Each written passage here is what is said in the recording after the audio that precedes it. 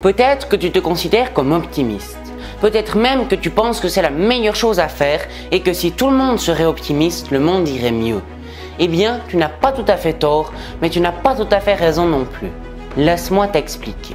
Salut à toi, jeune outsider, c'est Shayman et je te souhaite la bienvenue dans cette nouvelle vidéo. Alors, déjà, avant d'aborder un sujet, il faut savoir de quoi on parle. Wikipédia nous dit: l'optimisme désigne chez l'être humain un état d'esprit durable ou passager, caractérisé par une perception positive du monde et de l'univers. Dans son acceptation populaire, une personne optimiste est décrite comme quelqu'un qui a tendance à voir le bon côté des choses. En gros, quelqu'un d'optimiste, c'est quelqu'un qui va essayer de voir ce qui va bien au lieu de voir ce qui ne va pas bien. Il va entre guillemets se mettre un filtre devant les yeux pour ne voir que les belles choses. En gros, il va voir le verre à moitié plein. Le problème, selon moi, c'est qu'à force de voir le verre à moitié plein, on ne cherche plus à le remplir.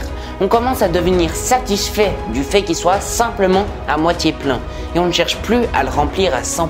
Autrement dit, on ne cherche plus la solution au problème. On se met juste un filtre pour essayer de ne plus le voir. Et ça, c'est un vrai problème. Par exemple, avec le réchauffement climatique, à force de se dire que ça va aller, que c'est pas si terrible, que l'humanité saura s'adapter, qu'il faut voir les choses du bon côté, eh bien, on en oublie les vrais enjeux. Désertification, sécheresse, montée du niveau des océans, de moins en moins d'oxygène et de plus en plus de catastrophes naturelles. Bref, c'est pas les exemples qui manquent.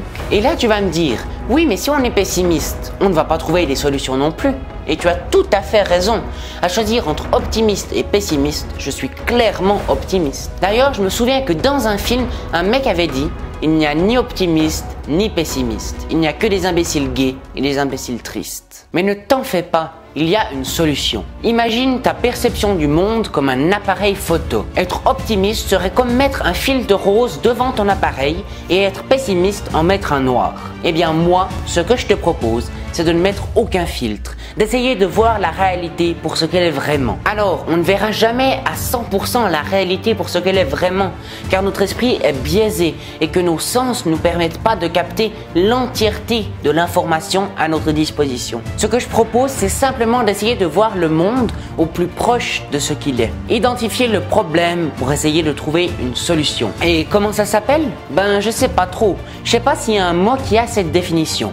Donc ça s'appelle comme tu veux. Lucidité, objectivité, méthode scientifique ou discernement. Mais moi, le mot que j'ai choisi pour définir ça, c'est réaliste. Comme en peinture, le réalisme vise à faire la représentation la plus exacte de la réalité. Ça sert à rien de croire que c'est parce qu'on pense que ça va aller que ça va aller.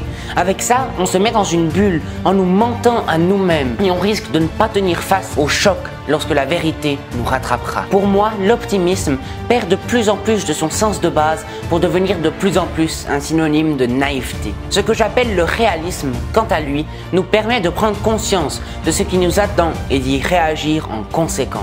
Alors je sais que ce n'est pas facile, mais il est temps d'enlever ce bandeau que tu as devant les yeux. Et tu verras que contrairement à ce que tu pourrais croire, le monde sera encore plus beau sans ce bandeau.